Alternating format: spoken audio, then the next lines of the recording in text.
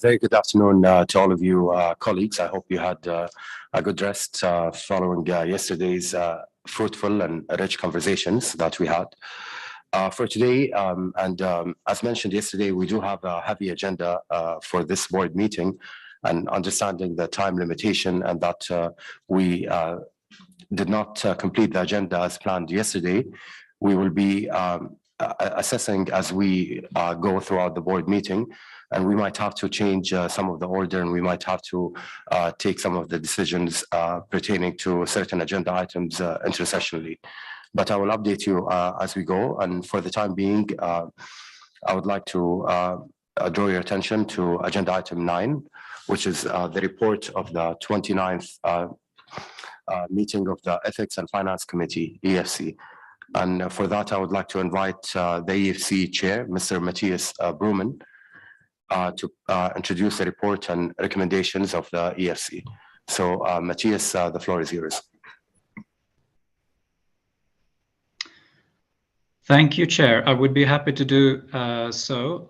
Just a small question to you, Chair, first. Would you like me to, as I go through the report, also to read the recommendations, or do you prefer that we read them in the end? What is the preferred mode?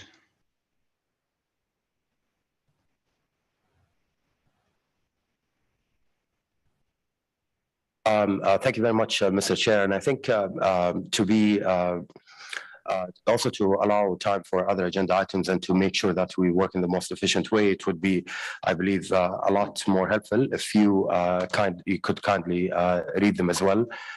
Maybe without going into the details of the recommendation, but just the title, and I'm sure you're very familiar with how this goes. So I'll leave it in your good hands, Matthias. Thank you, Chair. So the Ethics and Finance Committee met the 5th and 6th of April, and I was chairing the meeting, and there was no vice chair as there had not yet been a vice chair nominated for the EFC. So I will just go into some highlights from the agenda.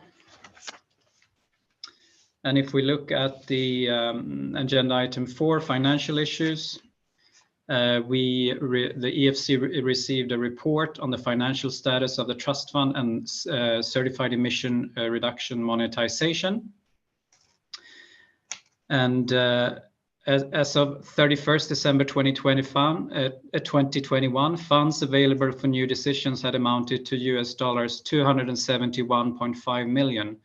Net of operational reserve, with an additional US $48.3 million in donations receivable and US $243 million in the form of pledges. So a total of US $562.8 million in potential funding availability. There was also a presentation about the certified emission reductions. And since the beginning of the fiscal year 2022, 1.9 million tons of CERs had been sold at an average price of US $170 per ton for proceeds of $3.1 million. It was noted from that presentation that the demand from the so-called carbon neutral drive was much broader than the demand from low carbon compliance schemes. And this tended to result in year-end sales, resulting in a degree of seasonality. The manager of the Secretariat addressed questions regarding the relatively high level of funding availability for board allocations, acknowledging the substantially higher level of contributions and pledges arising from the Glasgow Climate Change Conference, but noting that the recent lifting of the adaptation fund country cap to US $20 million and the steady increase in the number of implementing entities could be expected to lead to a substantial increase in programming. So the Ethics and Finance Committee took note of the and then we'll go to the work plan of the board and the Secretariat for the fiscal year 2023. The manager of the Secretariat highlighted the fact that the 2022 work plan had been prepared at a time when cases of coronavirus disease were receding and vaccines were becoming available, leading to an expectation that normal modes of operations would resume. Thus, the 2023 work plan had been developed based on the assumption that the Secretariat would return to a normal mode of operation in fiscal year 2023.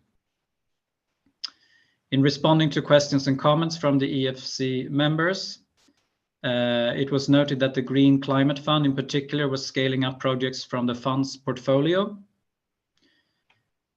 The Secretariat's knowledge management team was also conducting a study on the scalability of funds projects. It was also noted that it would be a good idea to report on coherence and complementarity with other funds annually in the future, in particular given that it was a cross-cutting element of the current medium-term strategy, as was gender. The manager also spoke about the readiness program being the fund's main mechanism for addressing barriers faced by developing countries in accessing the fund's resources. To take some examples, during the pandemic, online training courses on how to access resources had been made available in English, French, and Spanish, and have been very well received, leading to the production of similar training modules on accessing innovation funding.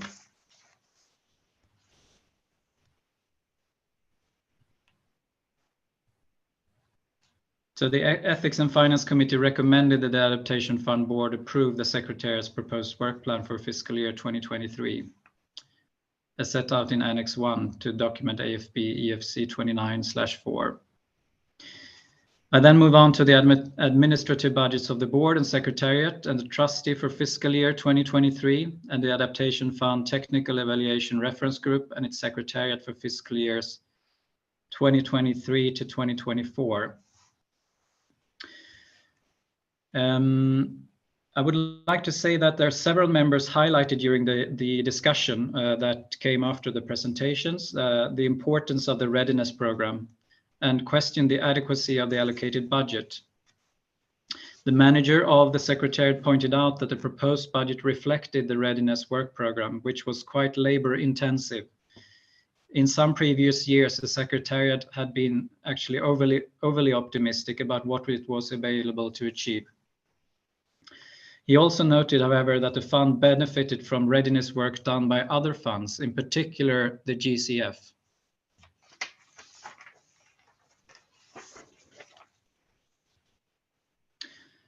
Members of the EFC voiced general support for the proposed increasing in staffing, noting that the fund still compared well with other funds in terms of number of staff relative to fund size.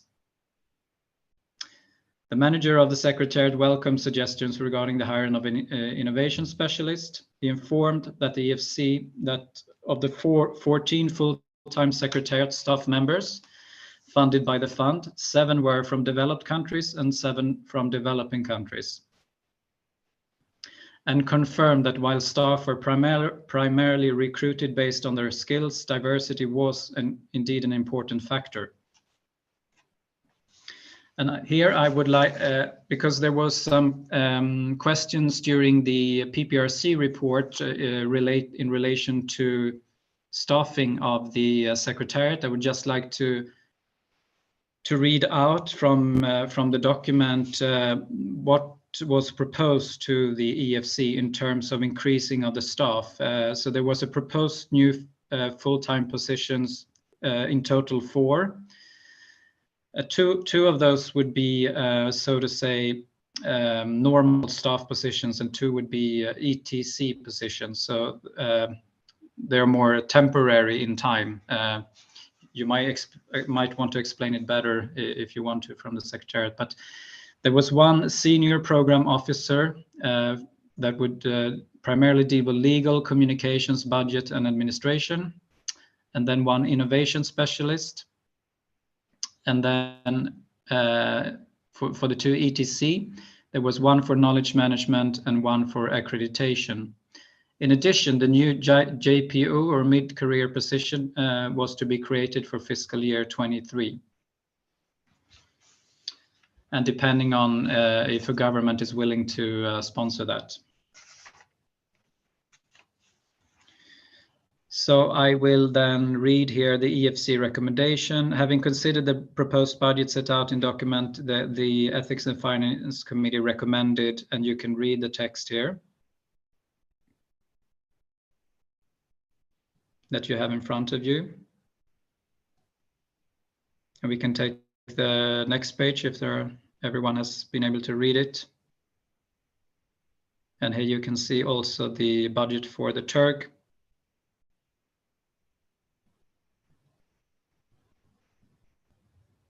And as you might know, that the budget for the TURG is covering 2 years, as they have a longer horizon for planning. So maybe next page, please. And there was a slight increase, as you see, in the budget of the trustee for the fiscal year 2022. And concerning the proposed budget for the trustee services for the fiscal year 2023, maybe I should note that there was a discussion concerning that there is a negotiation ongoing concerning the World Bank's fees. So this might have to be changed during the fiscal year, but in that case, we will have to come back to that at another meeting. So I think we can leave that page. I assume that was the last one on that recommendation. So I will then go on to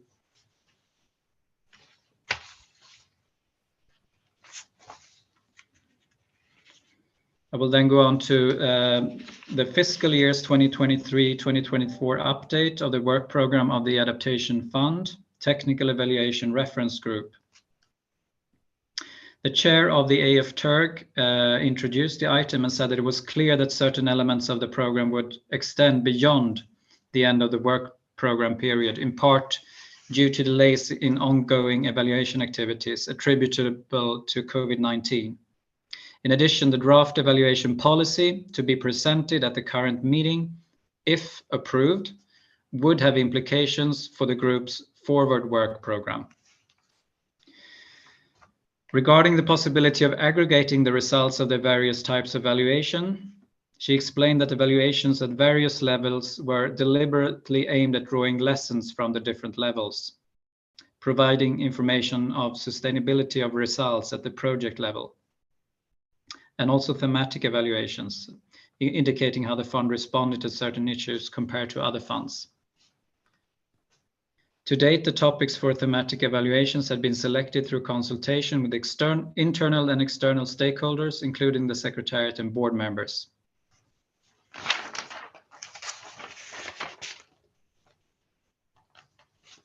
So I will now, you now see in front of you the EFC recommendation for the fiscal years 2023-2024 update to the work program of the Adaptation Fund Technical Evaluation Reference Group.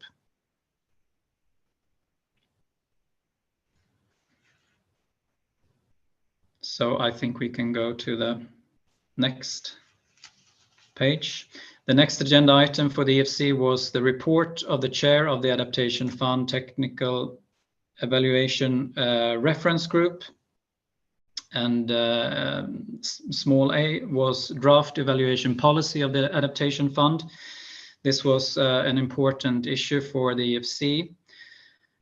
On the basis, the board had requested the AF-TURG to prepare a draft evaluation policy for the Adaptation Fund to replace the existing evaluation framework. So the chair of the AF-TURG presented the draft evaluation policy for the EFC.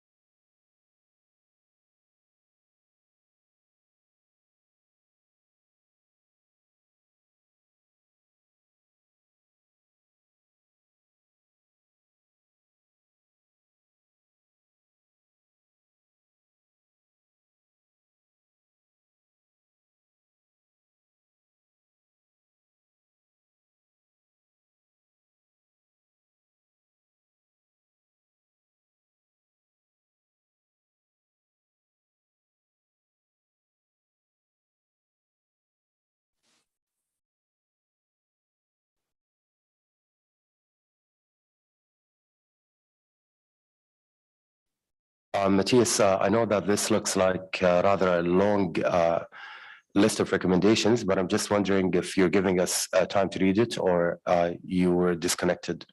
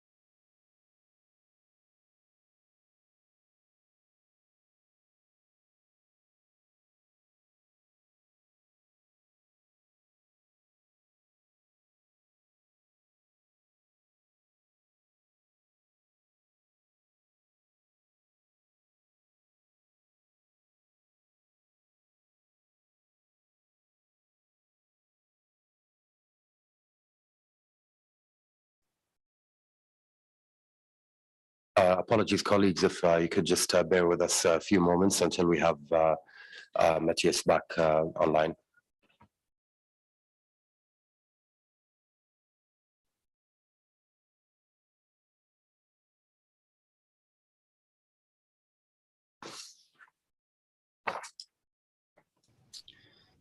Sorry, Chair, I was disconnected.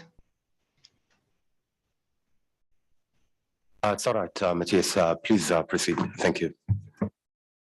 Thank you, Chair. Sorry, colleagues, I was disconnected, but now I'm back again online. Thank you for waiting for me.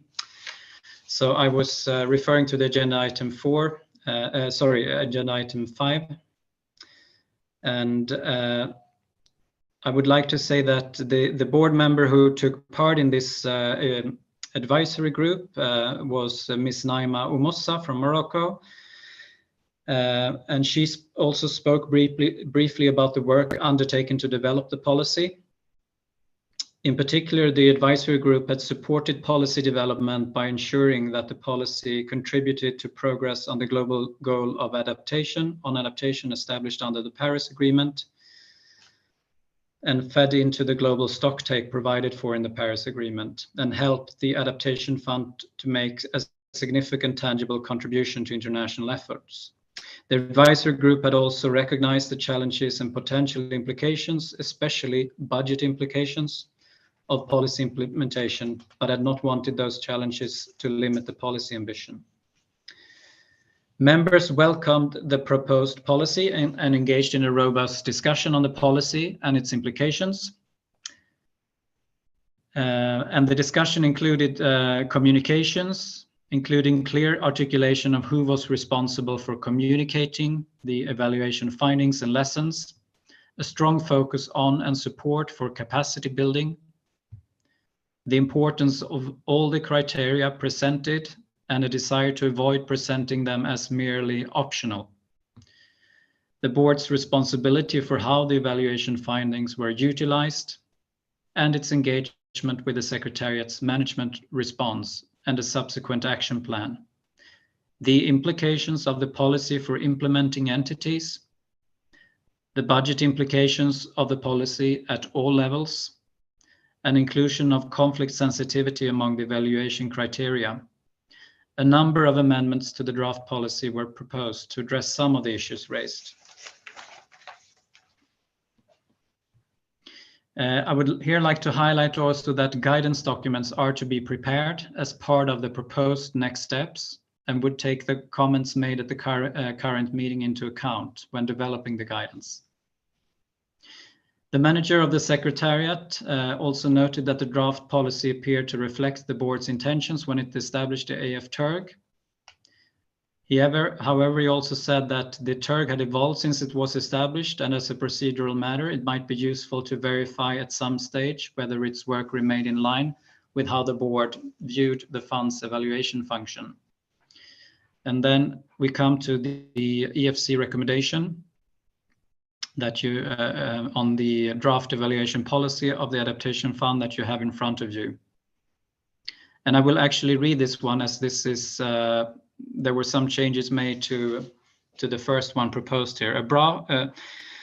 So we approved the draft evaluation policy of the adaptation fund set out in Annex 1 of the document AFB EFC 29/6/revision 1 as amended by the board as the adaptation fund evaluation policy, which shall not prejudge the board's future consideration of the budget implications of the implementation of the evaluation policy.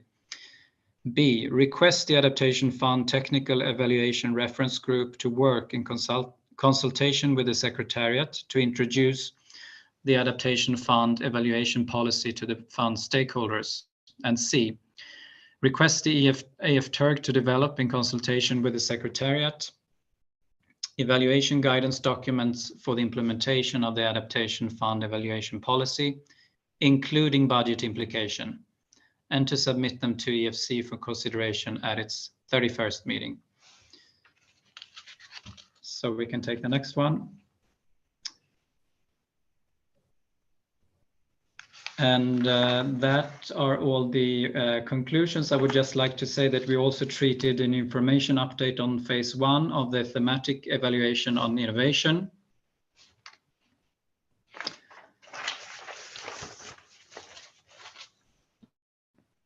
And responding to questions, the chair of the AFTURG said that the evaluation report was due in June 2022 and would therefore feed into the development of the medium-term strategy. This is important to note.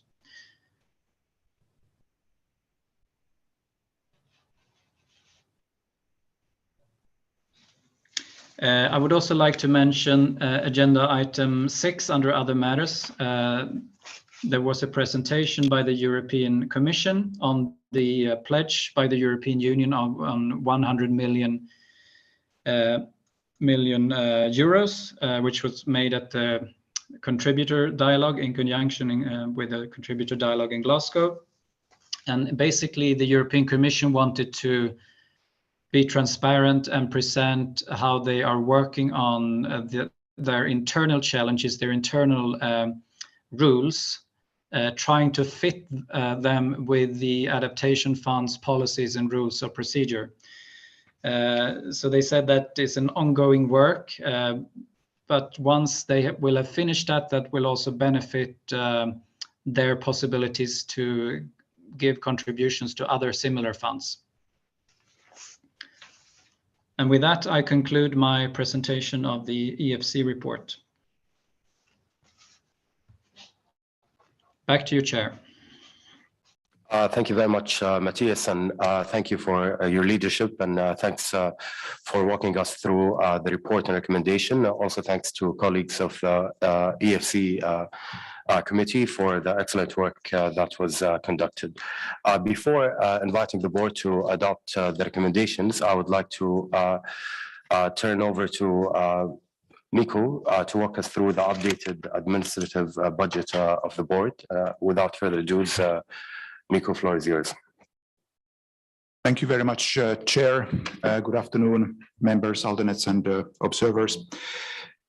As I mentioned at the closing of yesterday's session, the Secretariat was very pleased to hear the signal from the PPRC of encouraging the Secretariat to add resources in the project review work stream. And we have revised the budget and issued a Rev 1 document version that is being circulated or has been circulated to you electronically. That includes the addition of two positions, one of which is a staff position, a program analyst position, so a relatively junior, but very fitting position for this work stream. And the other one would be a senior level extended term consultant position for in the programming and in the programming area. So in the revised budget document, you will see the relevant changes highlighted, including also the projected budget implication for this addition. And we wanted to just offer this revised budget for your consideration based on the discussion that took place yesterday. We would be available to present the revised text and changes and figures on the screen if that would be useful. Thank you, Chair. Thank you very much, Mikko. Colleagues, the floor is open if there are any comments or questions on both the presentation of the EFC report by Matthias and also the proposed amendments to the budget as mentioned by Mikko. Otherwise, we can consider the EFC report and recommendations approved and also the updated budget. Floor is open.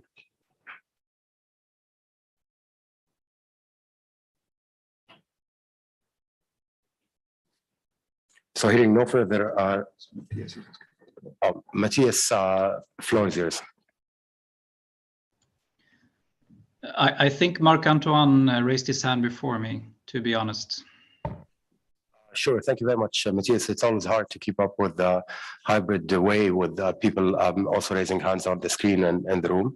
But for the time being, I'll start with Marc-Antoine.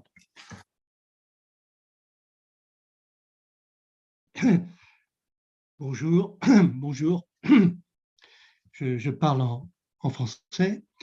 Merci vraiment pour ce document. Merci, Président. Merci Mathias. C'est clair. J'ai deux réactions rapides. Mikko vient de nous envoyer un document il y a 2 minutes nous indiquant donc qu'un recrutement est envisagé, que 2 recrutements sont envisagés compte tenu du délai de transmission.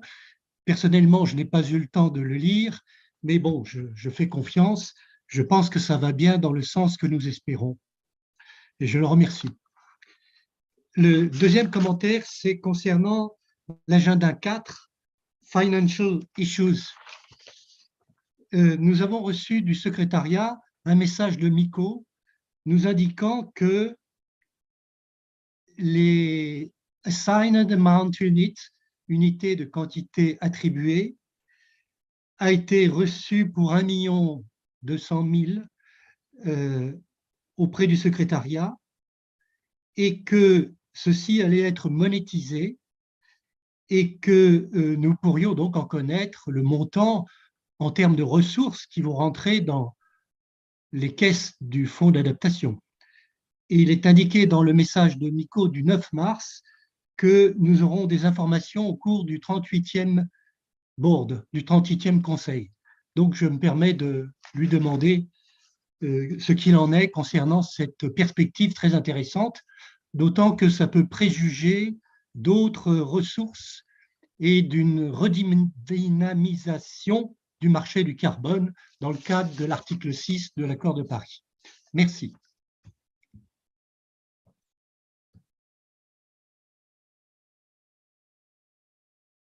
Thank you, Marc-Antoine. I'd like now to turn over to Matthias. Matthias, floor is yours. Thank you, Chair. I must admit that during the EFC agenda, I was actually asking the manager of the Secretariat whether they had considered that we will probably have an increasing number of applications when they had considered the 4 new positions. And now I see that we understand that this has been discussed also in the PPRC. So I think it's I can support definitely that we will increase this staffing. However, I'm wondering, was it very clear during the PPRC meeting? Did you go into depth why you would propose 2 positions? Was there a discussion between 1 and 2? Because we still have to acknowledge that the Secretariat has proposed 4 full-time positions, and none of them were actually for this purpose. So there was a choice made when these 4 positions were made, and now we are proposing 2 new positions going to this. So I would maybe like to hear from the reasoning in the PPRC if we are actually in need of 2 more positions, or is it 1 position that we need? That is my reflection before being able to consent. Thank you. Thank you very much, Matthias.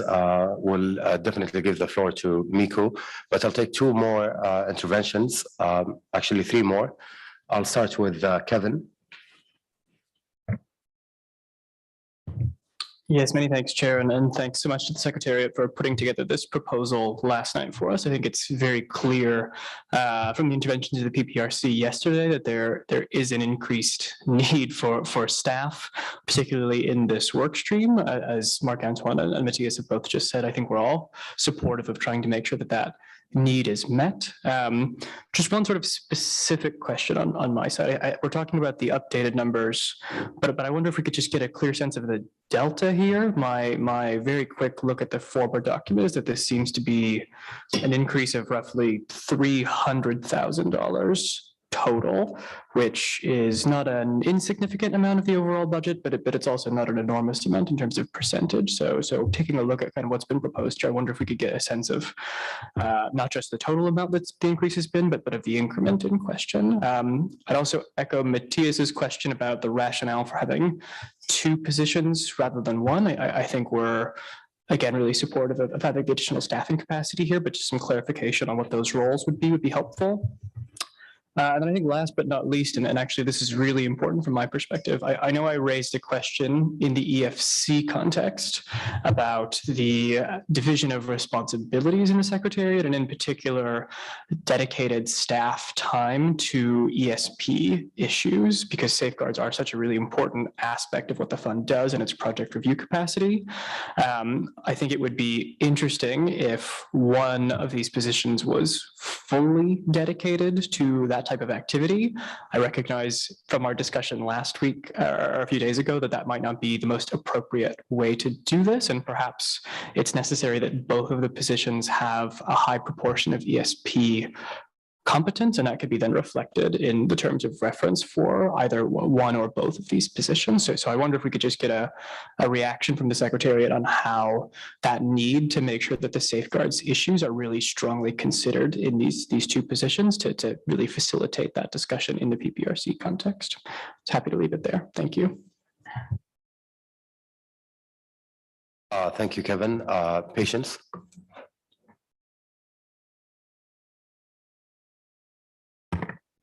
Yes, thank you very much, Chair, and greetings to everyone. And thank you, Matthias, for your report. Just a quick question. It was indicated that the AFTEC report will be in June. I was just wondering whether the report will be in time to perhaps maybe feed into the AF review that will take place during the SBs, that will start during the SBs. So I was just wondering. Thank you. Thank you, Patience. Now I'd like to give the floor to Matthias. Thank you, Chair. And actually, some of my questions are already brought forward by Matthias and Kevin. Having not said on the PPRC, it's useful to get some additional explanation. And in principle, I'm also favorable for increasing, but it would be interesting to know a bit more about the specific expertise that is being looked at. Then maybe just quickly, if there's one consultant and one full-time, what is the reflection there? Why not two full-time, or why not two consultants? And finally, I mean, having heard the colleagues yesterday, I think there's also the question about the workload of the PPRC members. To what extent will those two additional colleagues help to alleviate the burden of the PPRC? Thank you. Thank you, Matthias. I'll take one last intervention before turning the floor back to Miku. Margarita, floor is yours.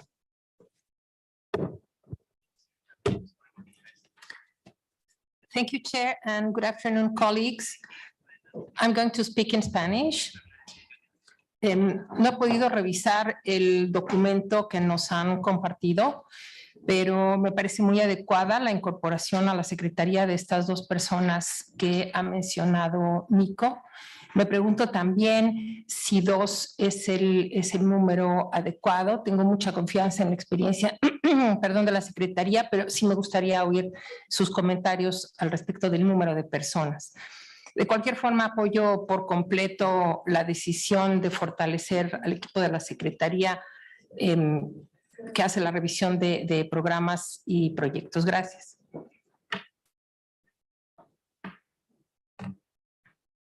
Thank you very much, Margarita, and thank you, colleagues, for your comments and questions.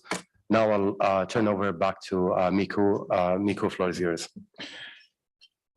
Thank you, Chair, and thank you, members, for your very good questions. I would start to respond to your questions, and then I would also like to request my colleague Saliha, who coordinates the programming area of the Secretariat's work, to complement on the specific posts. But before going to the posts, I would like to address the question by Marc-Antoine, which was on a different topic, on the assigned amount units that I informed the board in the beginning of March. So these are, I would just like to clarify that these are not Paris Agreement units, these are Kyoto Protocol units. So the Adaptation Fund was supposed to receive, in addition to the CERs, the Certified Emission Reductions, 2 types of units, these AAUs and ERUs. But due to the postponement in the entry into force of the second commitment period of the Kyoto Protocol, it took until last year before these units started, until the end of 2020, and before these new units started to be issued so that they could become available for the Adaptation Fund. So the Adaptation Fund had received the first about 1,200,000 of these units. We have, because we haven't received them in the past, we don't have experience of monetizing them at the trustees end, and the trustee has been looking at this, and they reported on it briefly in their report to the EFC, that they are working on this matter and looking at what would be what the market would look like, and what the possible value of those AAUs might look like. So this is just a clarification, and then indeed there are those Paris Agreement so-called Article 6.4 units that might be coming in the coming years, but those are different units. I hope this helps to clarify the matter. With regard to the 2 proposed staff positions, one of these which would be term staff and one of which would be extended term consultant. There was a question about the total total increase budget implication of these positions, and that would be around $280,000 US, which includes the salary, the benefits, all the the additional costs, administrative costs that are involved in this from the in the World Bank system. So it's the total amount that this would imply in terms of budget.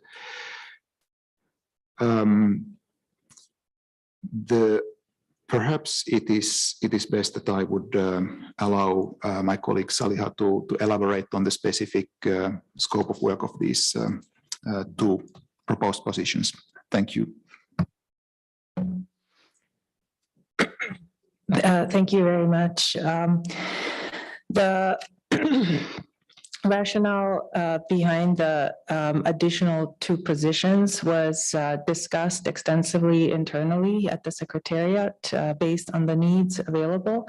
Of course, as you know, and Mikko can explain better, there are also parameters within which we have to operate. And so it is a mix of factors that are taken into account when the Secretariat prepares the budget for your consideration.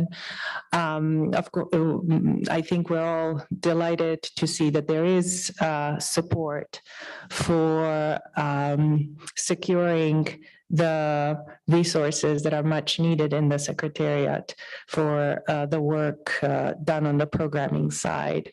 At the PPRC, the Secretariat displayed the graph that shows how much that indicates how much the work of the PPRC has grown since the beginning of the committees. And that's also available in the document concerning the option for further improving the work of the PPRC. The picture it paints is quite compelling. And I think this is the rationale for the eventual, I would say, job descriptions for these positions. It is really the primary purpose is to have the capacity to continue to deliver at quality the programming activities that we have done to date.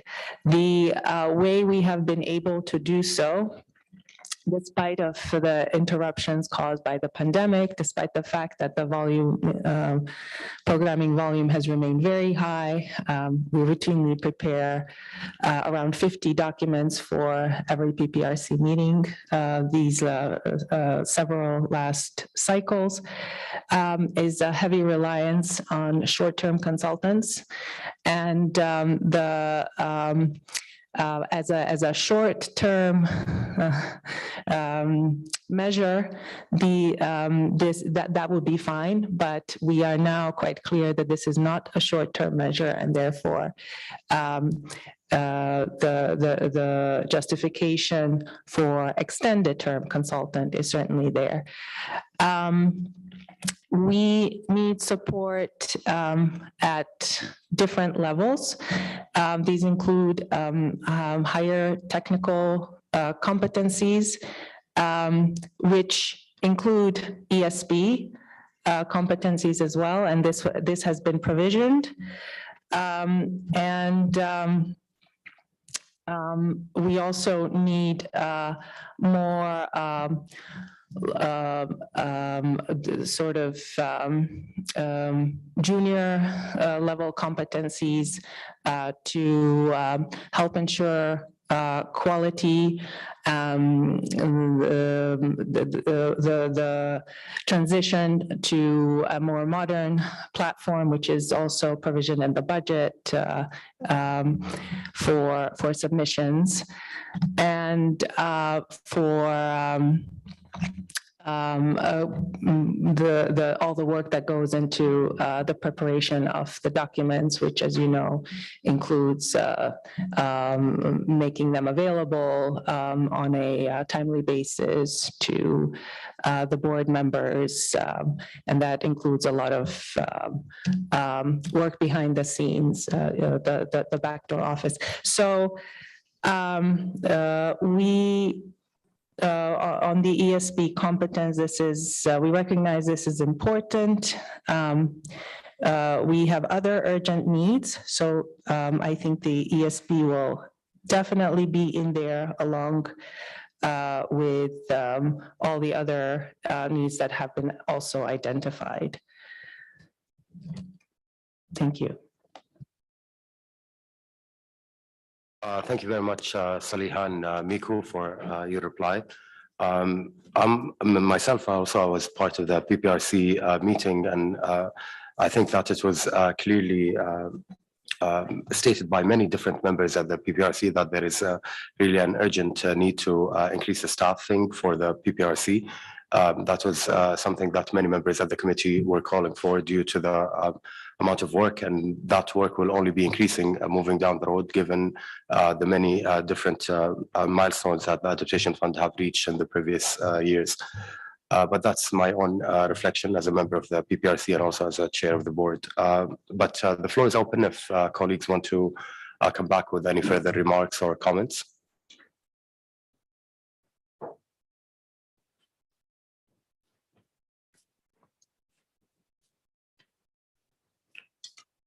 Okay, well, thank you very much, colleagues. Thanks to the Secretariat. So we would now consider that the AFC recommendations and budget are approved. One moment, please.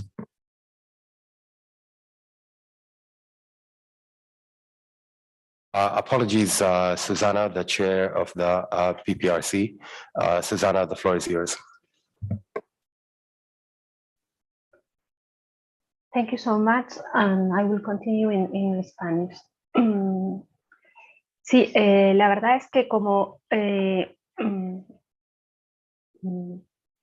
presidenta el año pasado de este comité y este año en la reunión que hemos tenido como Vice Chair, creo que es importante cubrir estos dos puestos y desde luego hacer a tomar alguna medida. El tema de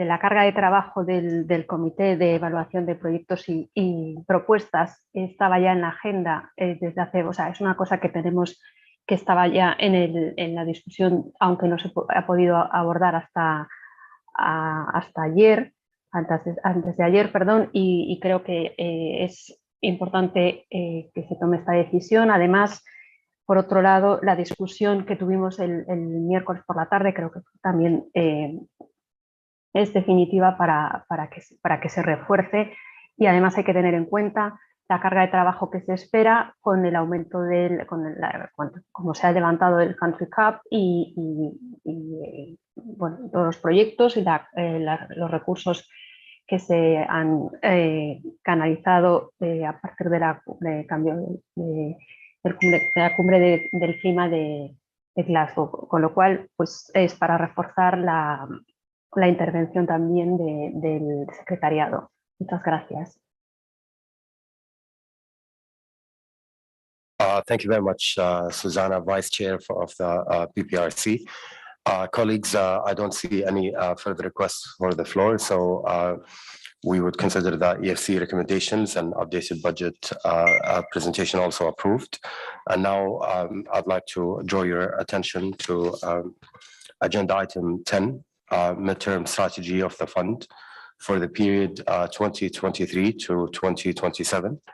And that's contained in a document titled Elements and Options for the Fund's Midterm Strategy 2023-2027.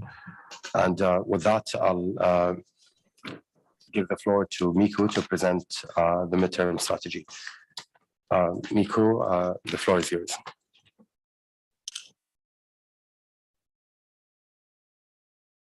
Thank you very much, Chair. I wonder if we are getting the slides on the screen. Just a second.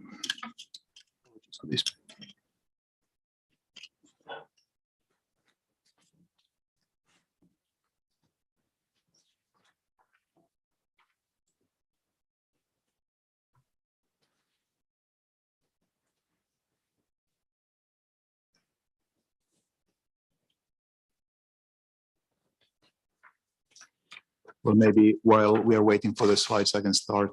Here we go. Next slide, please.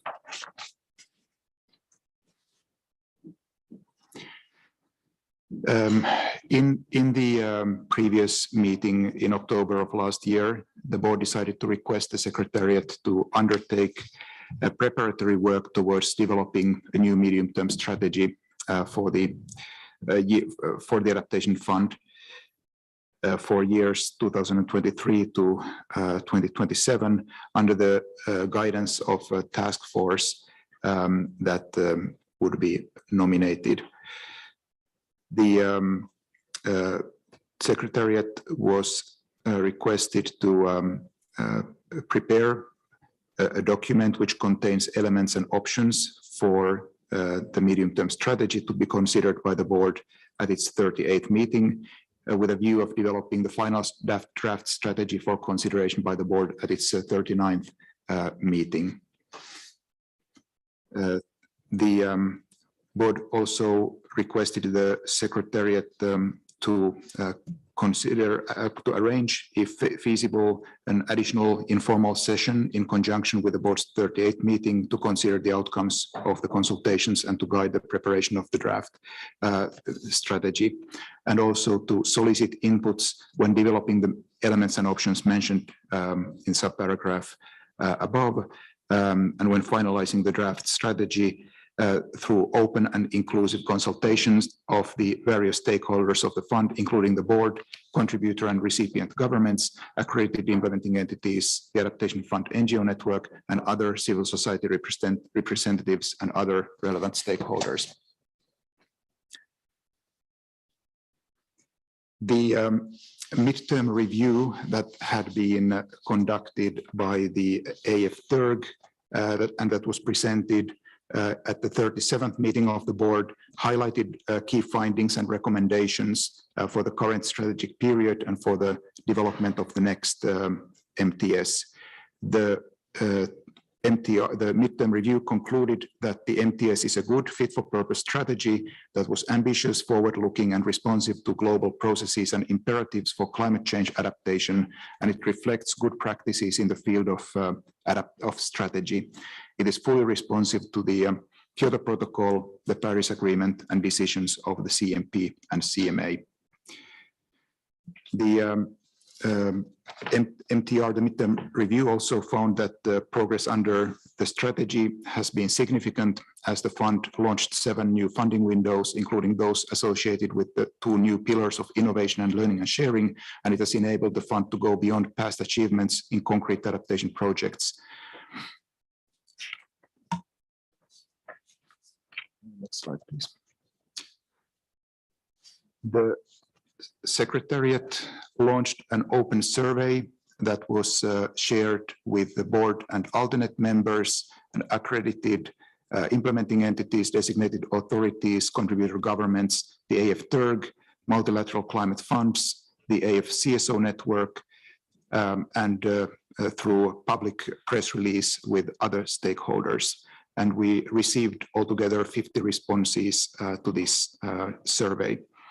The Secretariat also conducted altogether 3 roundtable discussions, 2 of which were targeted at adaptation finance experts and 1 that was targeted at youth organizations. And in addition, the Secretariat held bilateral consultations with representatives of UNFCCC Secretariat and planned another consultation that has not yet taken place with the IPCC Working Group 2 co-chairs and experts of that working group. Next slide, please. Let's go to the next slide.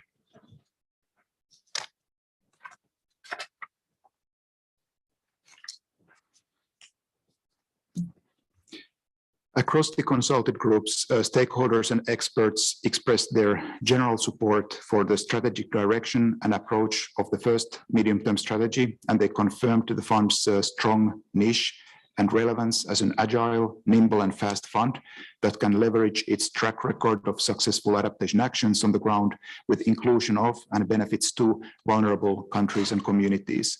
In addition to the focus on action, stakeholders highlighted the crucial role and high potential of the other two strategic areas of innovation and learning and sharing for the fund to achieve its mission of accelerating and enhancing the quality of adaptation action. They suggested that the fund's strength is its unique governance structure, which makes it well placed to become a leader in encouraging innovative and scalable approaches to adaptation action, especially on the local level, and generating knowledge and evidence for the global climate finance system.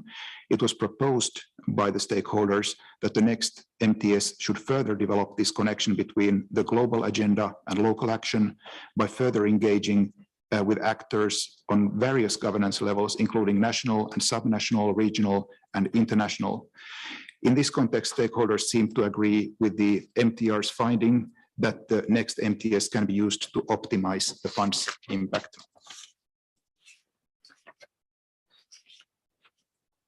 In the document that has been presented to the board, 3 options have been outlined as the way forward towards developing the strategy.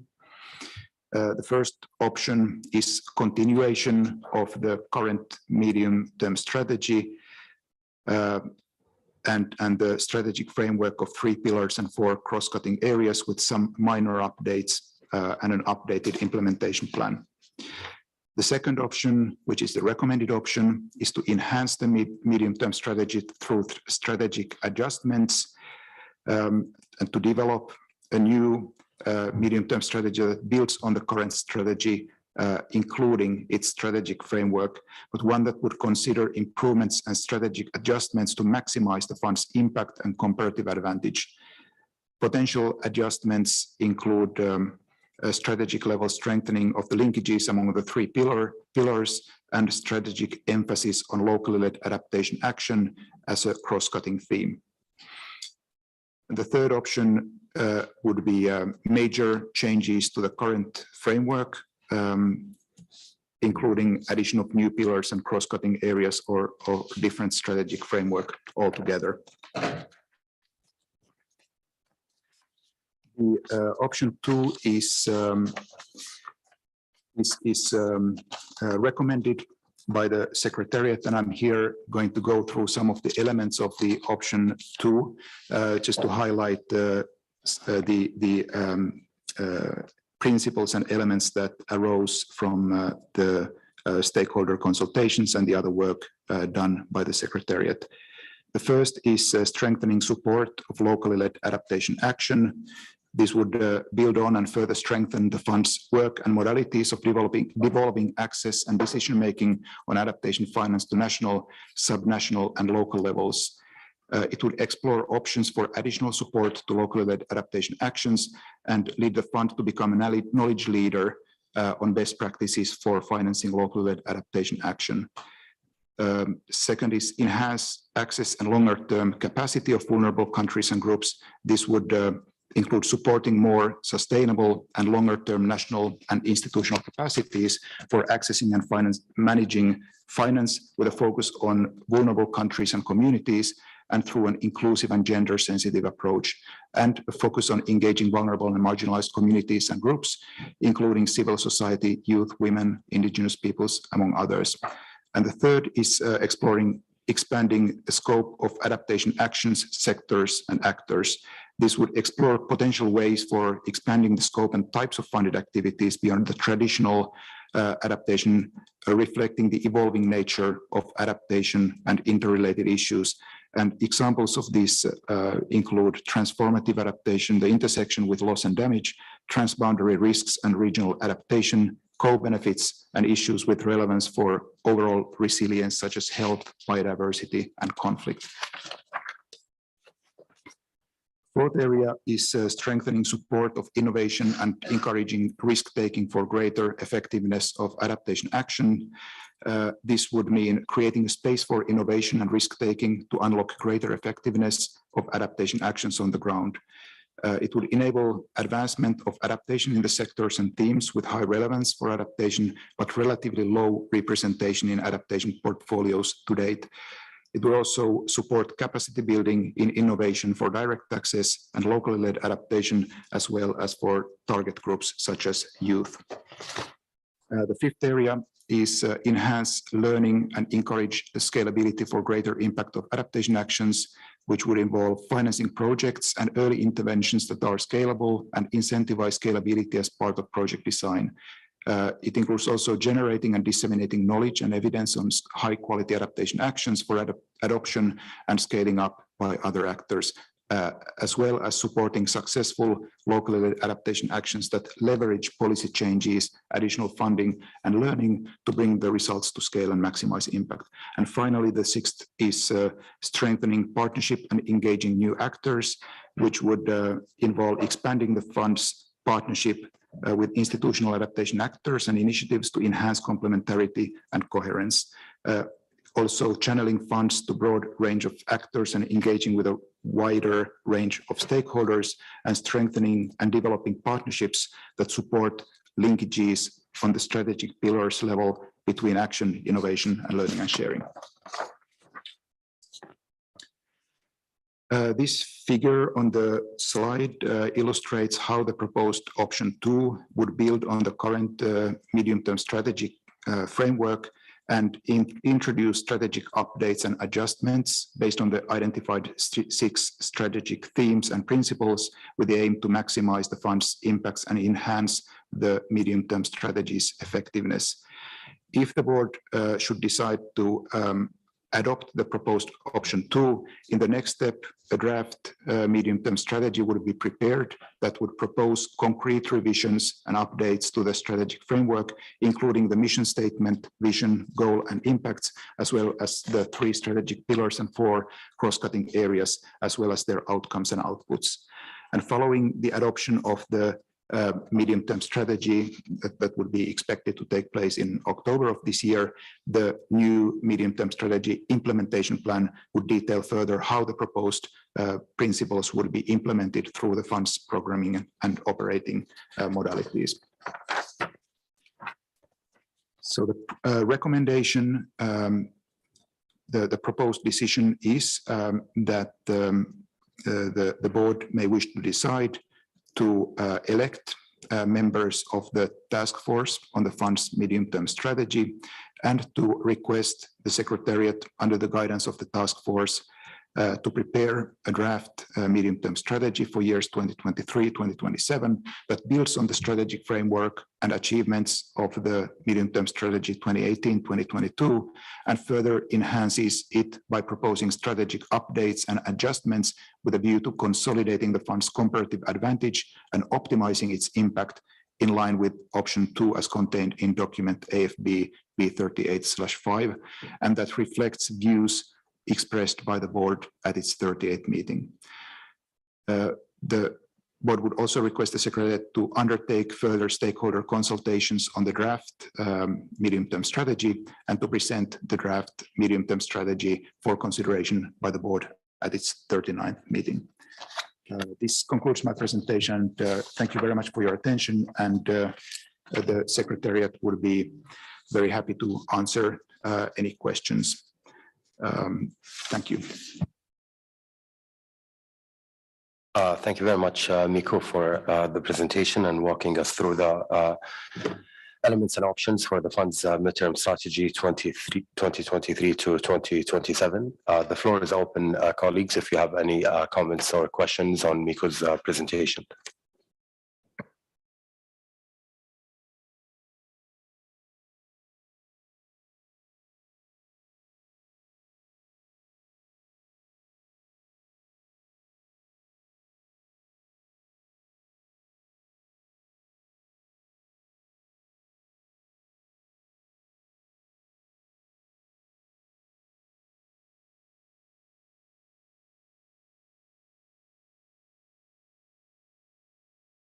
Okay, I'll go with the order. First, I have Sahi asking for the floor. Sahi, floor is yours. Thank you, Chair, and thank you, the Secretary, for the preparation of these elements. And I think that I could support the option 2 proposed, which was proposed by the Secretary, which was the most preferable option by the Secretary. The reason why is that I believe that as indicated by the report by the Turk, the adaptation fund itself has some niches, and also it has its own role in the climate finance landscape. So I believe that we can do better just under the current guidance of the CMP and CMA. So so the theoretical change under the option 3 would not be so needed at this stage. So I just prefer the option 2. Thank you. Thank you very much. Ali, floor is yours. Thank you, Chair, and let me join Sohi also to thank for the good report and the good work on the medium-term strategy, which, as explained, has already received general support and favorable reviews for its strategic direction.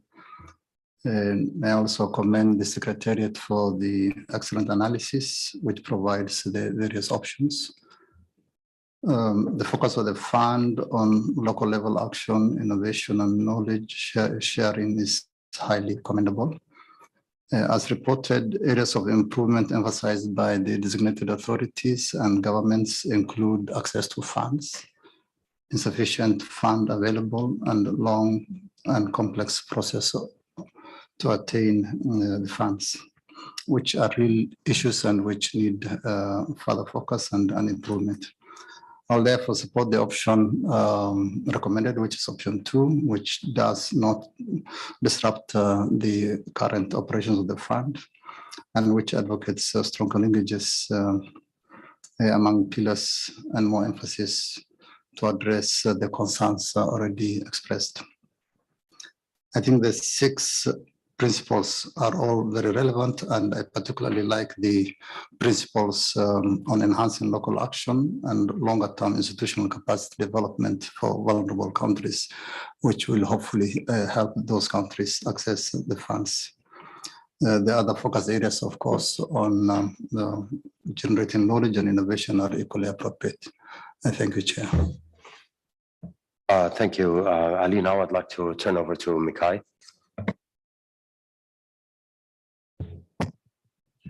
Good day, colleagues, and thanks a lot, Chair. And thank you to the Secretary for this really good options paper. So I think 2 key things that I kind of noted from the options paper was, as you highlighted in your presentation, but I think it's worthwhile reiterating, it's the fund's strong niche and relevance as an agile, nimble, and fast fund. Noting that this is in the context of addressing urgent adaptation needs for developing countries. I think we should always keep that at the forefront of our mind when we move forward with discussing this medium-term strategy.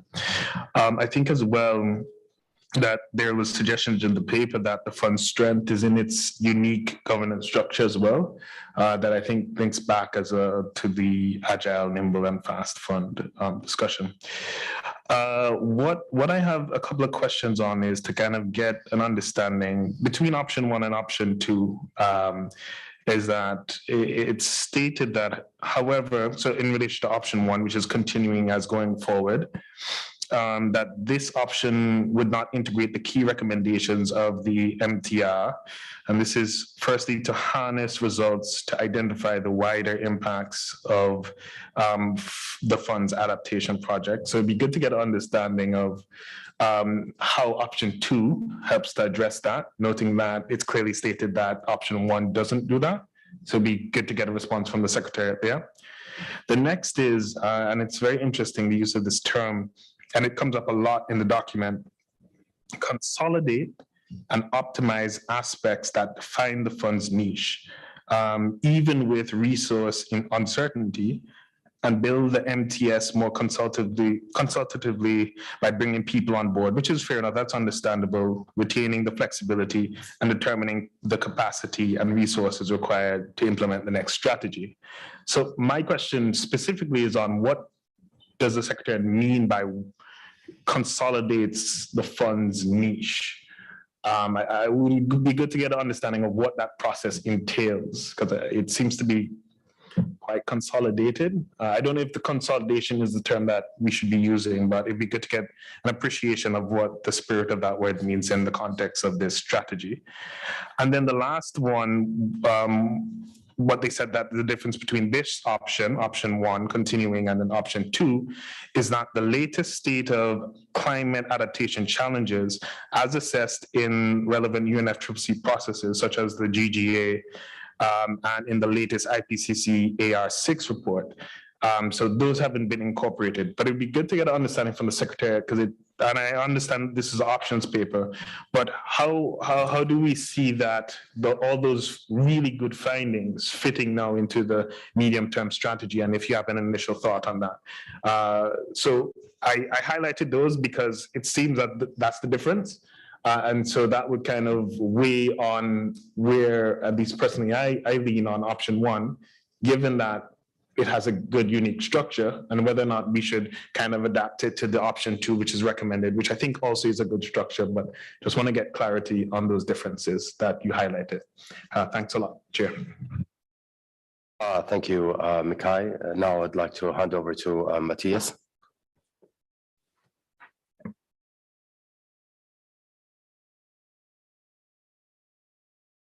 So that's Mr. Matthias Bruman, who's connecting virtually.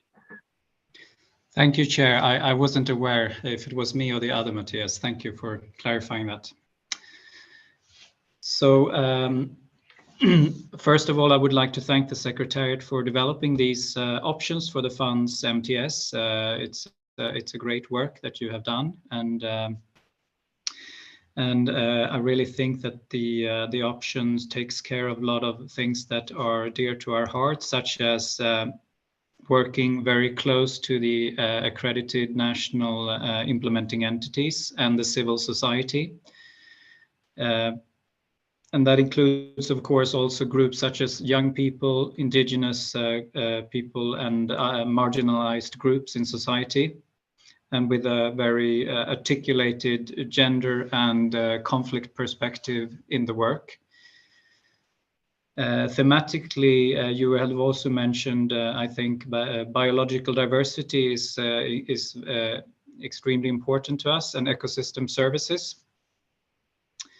And as I noted from the survey that was done, access to finance is an issue, and we should, of course, focus on national implementing entities in this regard. And furthermore, the building national capacity and enhancing locally led adaptation goes hand in hand with this. I'm also happy to see that the learning and innovation takes a prominent place, and that you are proposing to include new actors in the field, and because it's very important for us to have a strategy that kind of leaves no one behind. Thank you, Chair. Thank you, Matthias. And maybe before taking more interventions, I would stop and turn over to Mikko. And then we'll take them more. But I see many more flags coming up, so we'll pause maybe and listen to some responses from Mikko, and then we go for another set of comments. Mikko, floor is yours. Thank you, Chair, and thank you for the supportive comments and very good questions. I think the only member who asked questions at this point is Mikhail, and so I'm responding to your, and other comments were mostly sort of supportive, and so I'm addressing Mikhail's comments. and questions. One was the question on the difference between option 1 and option 2, and especially where this consolidation and optimization comes from. That comes from the midterm review done by the TERG, and that terminology was used in that midterm review report.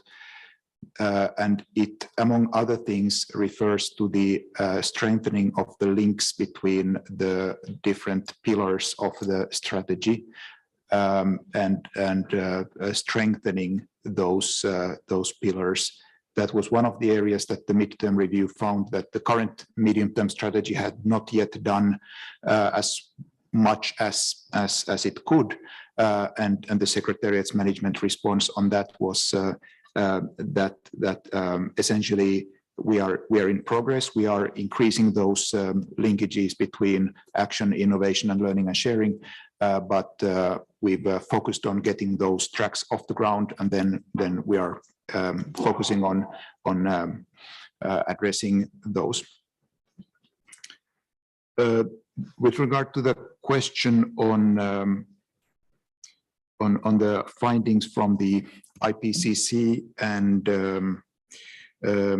also the developments in the UNFCCC, I tried to be quick and cut corners here, but there was actually a slide on that particular topic. So it's something that was also raised by the midterm review. The increased urgency of climate action has become clearer since the current medium-term strategy was developed, and especially the findings of the 6th assessment report call for action, and that is reflected in the plan for the next medium-term strategy. As I mentioned, we are hoping to also consult with the IPCC working group 2 co-chairs and other colleagues. They were not available because they were busy preparing the working group 2 report. So we are hoping to do that now in the next few weeks. That's the plan. And I think those were the main question that were asked, but would be happy to elaborate on those if needed, and also to answer the questions by the other members. Thank you. Thank you very much, Nico. And now I'd like to give the floor to Marc-Antoine.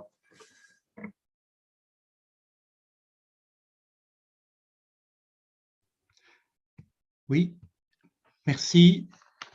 Merci rapidement. D'abord, effectivement, je trouve ce document de très grande qualité. Je remercie le secrétariat et tous ceux qui y ont contribué. Je pense que le process qui a été utilisé pour la construction de ce document est très pertinent, en ce sens qu'il y a eu une large consultation de très nombreux acteurs. Et ça, c'est une originalité que je trouve remarquable. Alors, ce que je voudrais dire aussi, c'est que,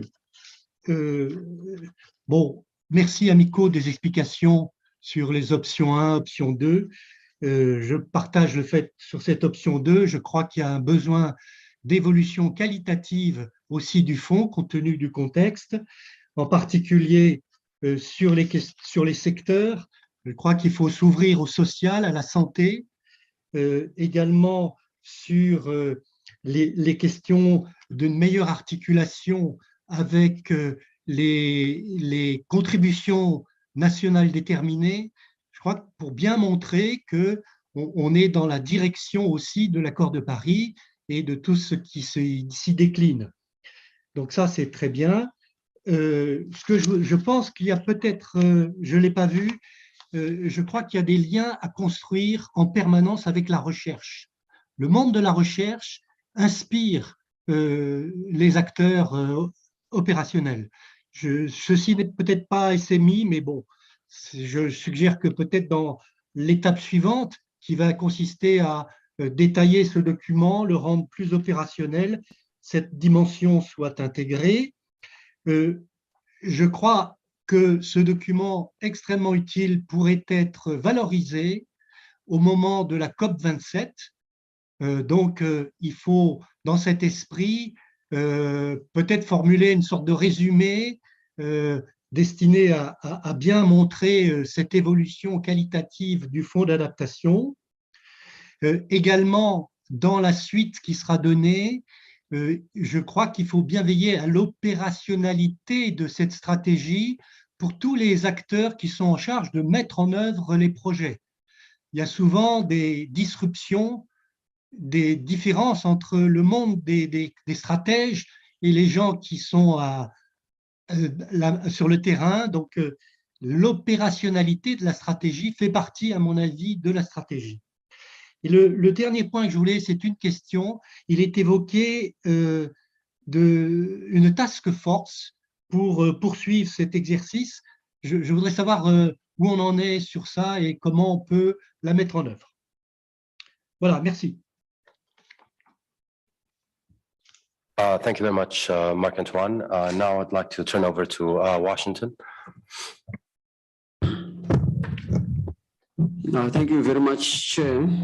Of course, I'm moving along with the others in terms of in favor of option 2, because option 1 definitely is like the status quo.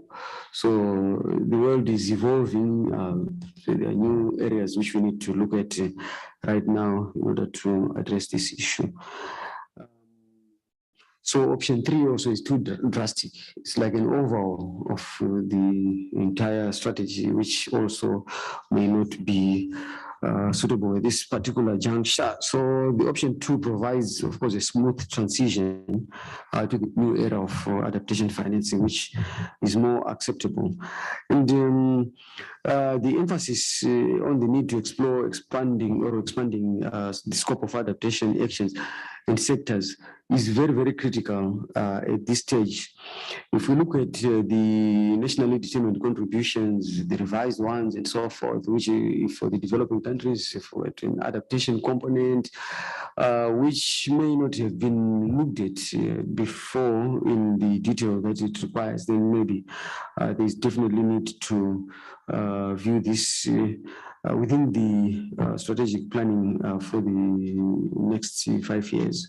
And also the gender action plans, I think they were mentioned earlier on, which countries have now managed to develop, may need also to be somewhat mainstreamed into the work of the adaptation fund. So I would have liked to see also how perhaps within the framework of option 2, the fund could also assist in finding innovative ways along the lines of co-financing itself, because it's one of the issues that we discussed earlier on, and we continue to discuss it. Maybe there may be need to include capacity building or development for various developing countries to identify co-financing that is already inherent in their national economies, because at times it's not so simple to identify this inherent perhaps co-financing that could positively contribute to the levels of accessibility of these funds in the framework of application for these funds. So for the option 2 as well, but looking at if possible to incorporate something to do with the capacitation along the lines of identification of co-financing inherent in economies. Thank you very much. Thank you, Washington. Now I'd like to turn over to Patience.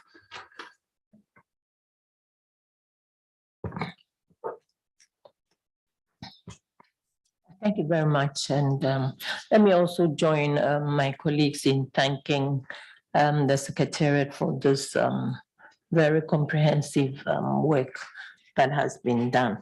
I believe that the AF is always in a position to address urgent adaptation needs. And as we are all indicating here, there are a lot of emerging and new adaptation needs that are coming up in countries with their communities. So there's the need for us to actually enhance and improve what we've already done up until now. So as others have indicated, I also think that option 2 is the way to go.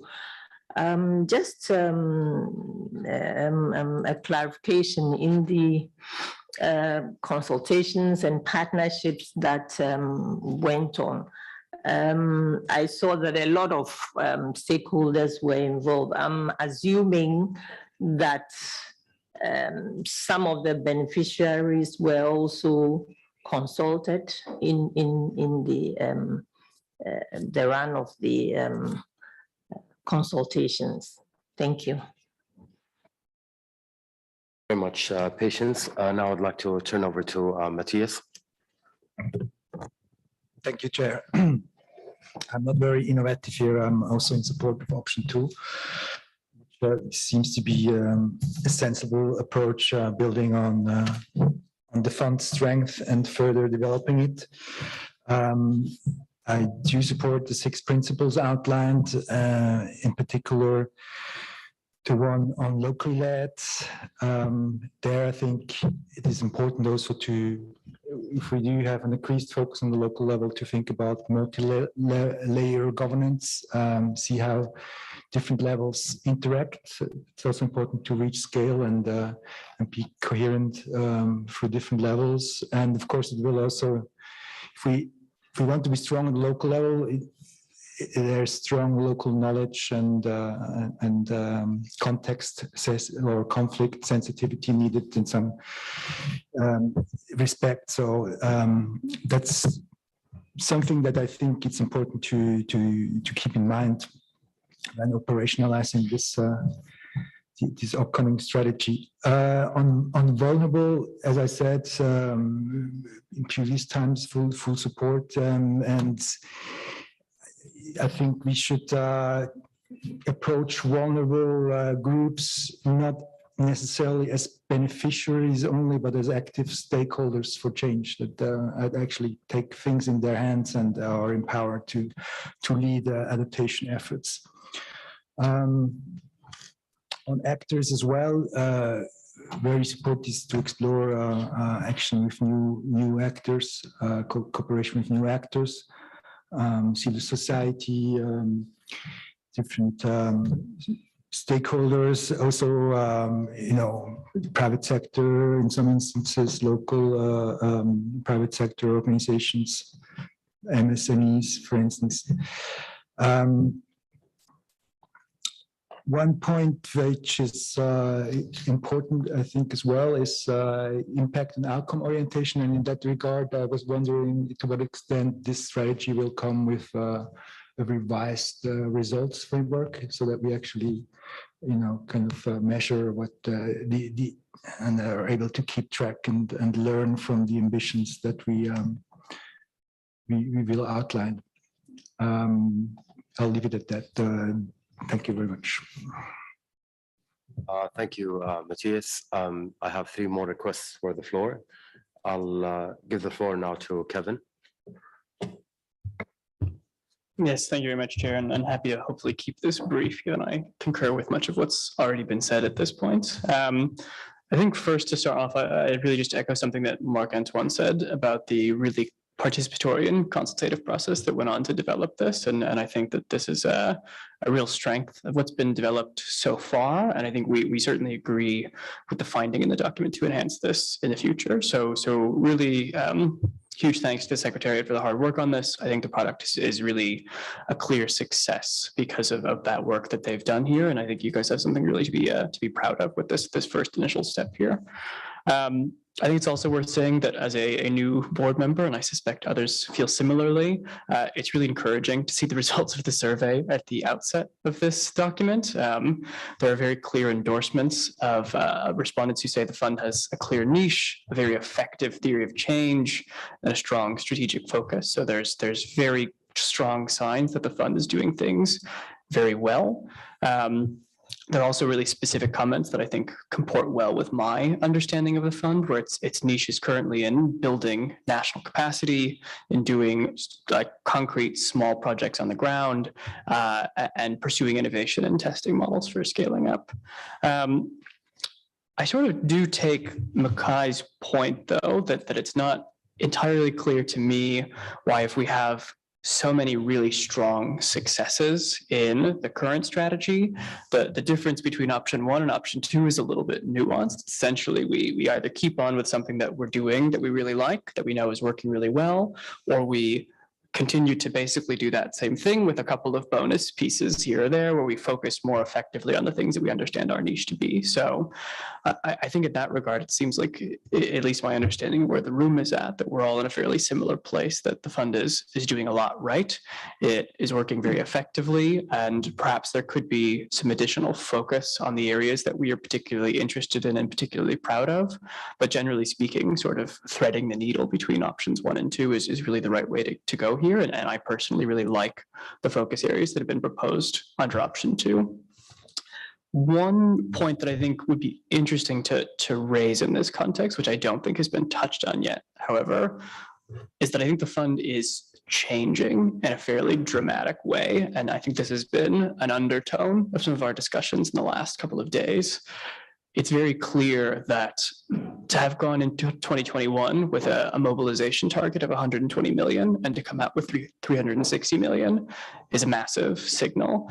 The IPCC context is very clear about how urgent the need for adaptation is. We were very clear at the COP about the same thing.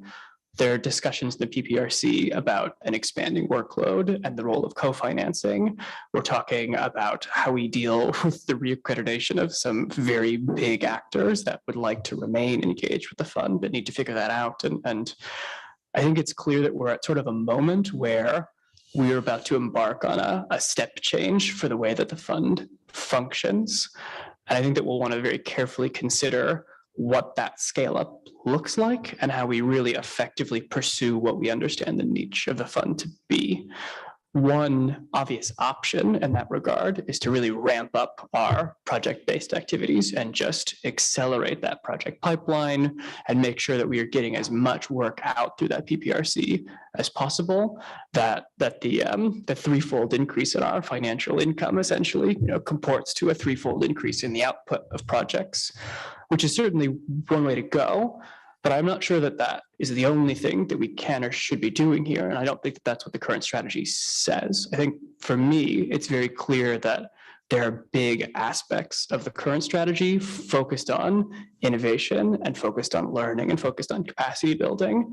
And I think we'll want to have a very clear think about how we invest in all of those pieces respectively, how we really make sure that we don't lose those capacity building elements, how we really focus on the learning when we think about how we enter a new phase of the fund's future.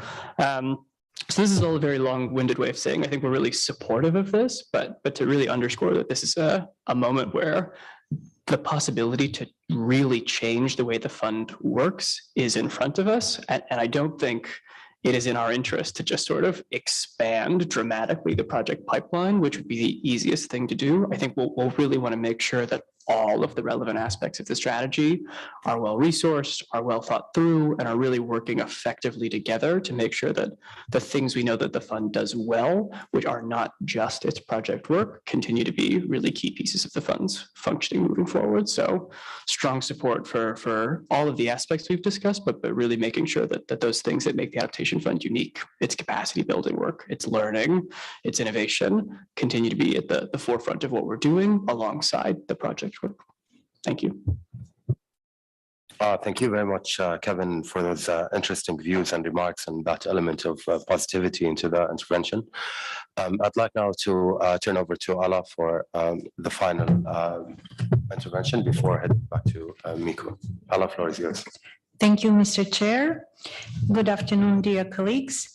I want to thank the secretariats for the interesting presentation related to a strategic view of adaptation fund operation for the period 2023-2027.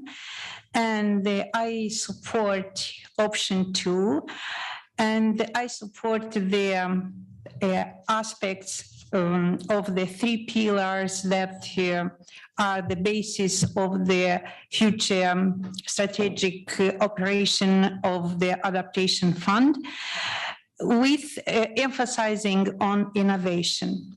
At the same time, I want to be supportive to the gentleman that has mentioned that countries actually struggles with the identification of innovation area. Also analyzing the project proposals and project concepts on innovation, the rationale behind the innovation is not a strong one.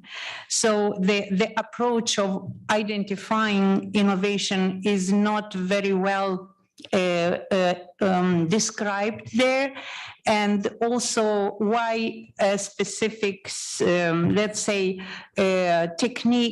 technology is considered as innovative.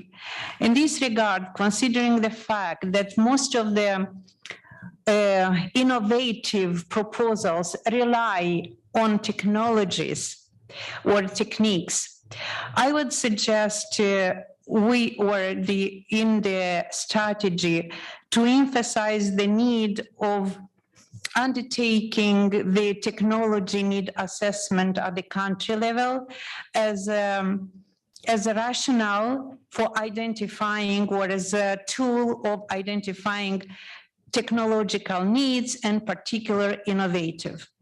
So we can also emphasize the link with TNA Global Project, which actually undertakes this exercise in many developing countries, and also the link with the technological mechanism of UNFCCC. Altogether, maybe will bring more clarifications and more support to the countries how they can identify innovation based on technologies. Thank you. Thank you very much, Ala. Ram, you're the last speaker before going back to Miko. Thank you very much, Chair. I will have a very quick question. I echo my colleagues supporting the option 2, and actually it's not a question, it's a request. Would you, Miko, please more elaborate on what is meant by risk-taking in this option? I see it mostly comes jointly with innovation, and I also believe that I'm not sure, but I believe that it comes from midterm review also, but I would rather prefer some more details about risk-taking under this current option. Whether, I mean, it might also have, like considering the possibility, and whether it considers also the possibility of failures. I hope no. Thank you. Thank you very much, Ram, and thank you, colleagues, for those interesting comments, questions, and remarks. I'll now hand over to Miko.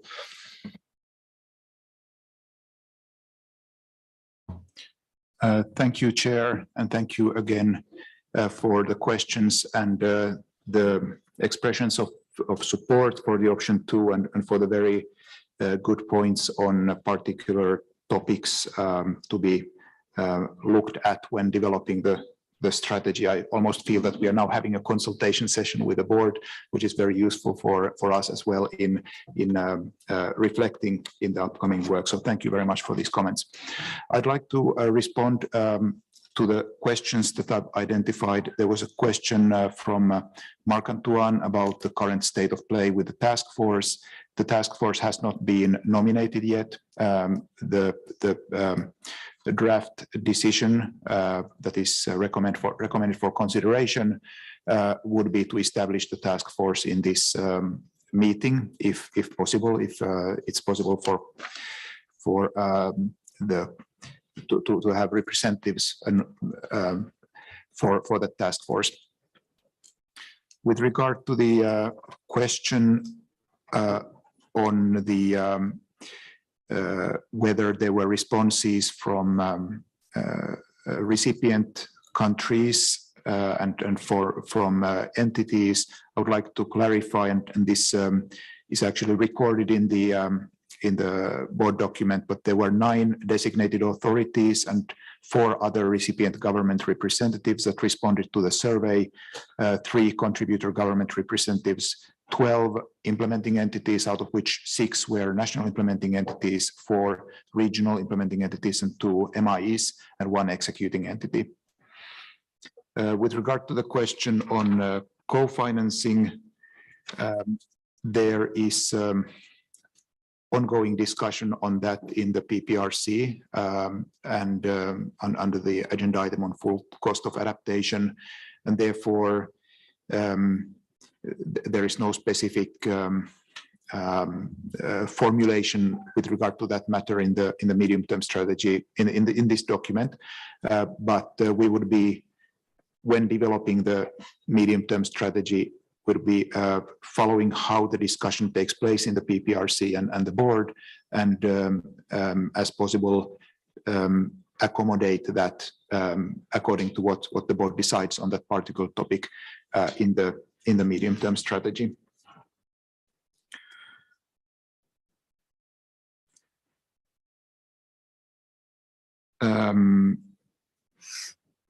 Maybe it was not a question, but a comment from Kevin on the large scale of change of the fund and how that is an underlying current in many things that we do at the moment. And I would like to, from the Secretariat side, endorse that. I would mention that some of the underpinnings of that change are in the hands of parties, because in the hands of parties. For example, the political mandate that the fund is given and the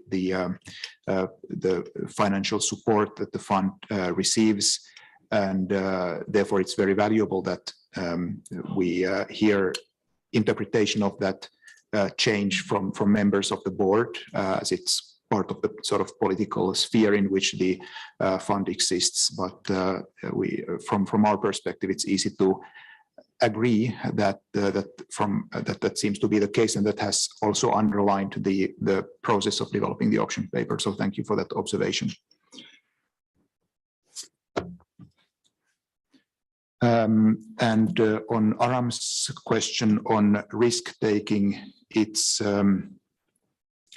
mostly related to the topic of innovation, as you mentioned as well, but we would like to consider it in a comprehensive setting, so that innovation is not a silo as itself, but how risk-taking in innovation is relates to the other activities. It refers to the possibility of to try promising potentially high rewarding actions that have not yet been done or are not yet in the mainstream in adaptation. Taking risk may entail failure, and the Innovation Task Force has in fact recently had discussions on this matter, and there was the view that higher risk is acceptable for smaller projects, especially that came from the Innovation Task Force. So I hope I have mostly covered the questions that were questions and not comments. And again, thank you very much for the comments. Thank you. I'll stop here.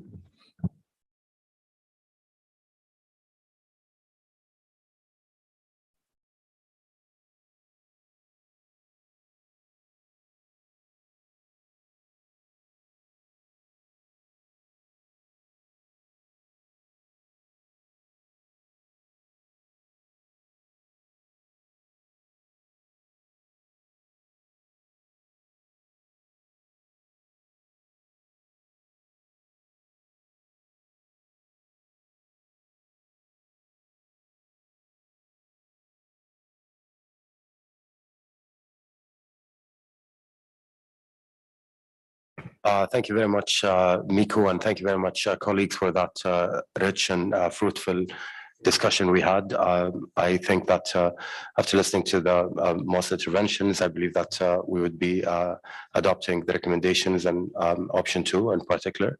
And also, as highlighted earlier, that there will be a task force that will be composed of 6 members. So I would encourage colleagues also to talk to each other, and we would have finalized the list maybe over the coffee break to make use of the time. We would want to have 6 members to be part of the task force.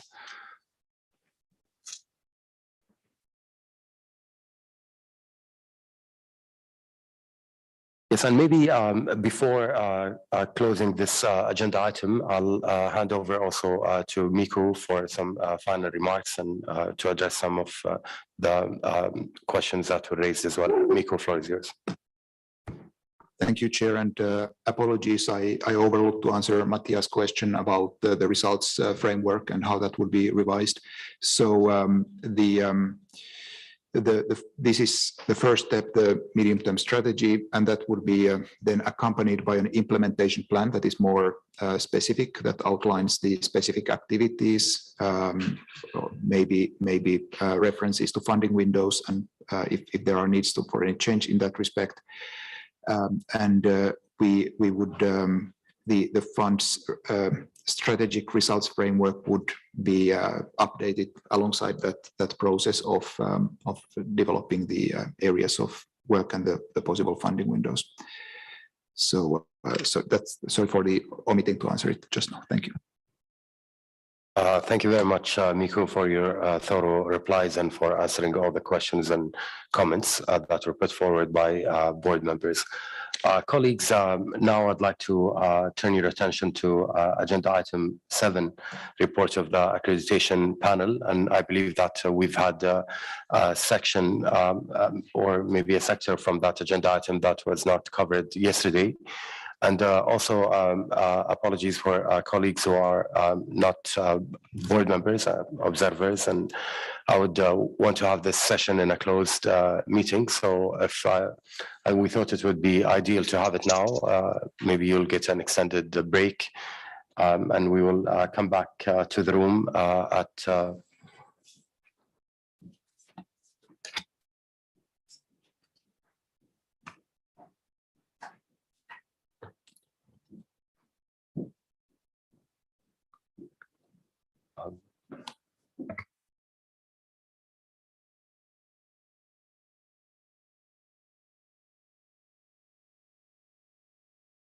okay, so colleagues will come back to the room at 4, but for the time being, I would kindly request board members to be board members and alternates to be in the room for the closed session, and we'll pause maybe for a moment just till the room is clear. Thank you.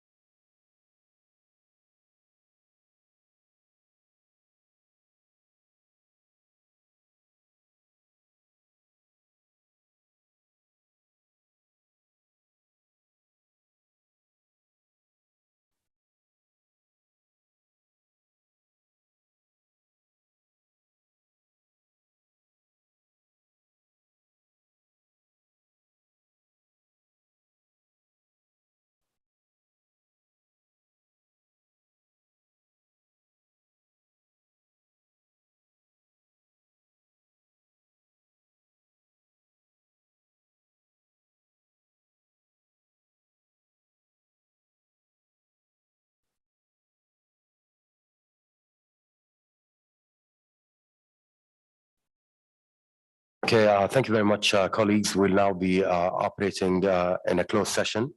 And I believe from yesterday's discussion on the agenda with regards to the accreditation panel,